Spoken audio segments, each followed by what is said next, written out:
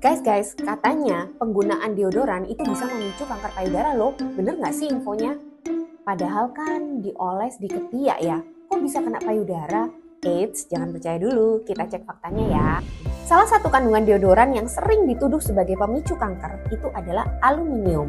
Seperti disebutkan dalam National Cancer Institute, sebetulnya belum banyak studi ilmiah yang menguji potensi kaitan antara deodoran dengan kanker payudara.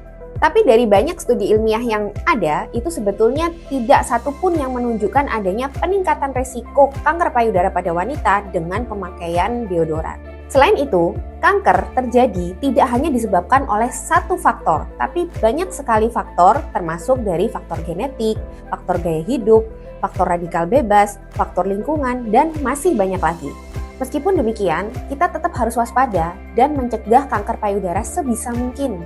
Caranya dengan selalu menjaga gaya hidup sehat dan melakukan pemeriksaan sendiri payudara untuk mendeteksi secara dini adanya benjolan. Kalaupun harus menjalani pengobatan kanker payudara, jangan khawatir ya, karena BPJS Kesehatan menanggung semua. Yang penting sesuai dengan prosedur dan indikasi medis. Dan jangan lupa untuk selalu memastikan status kepesertaan BPJS kalian aktif ya.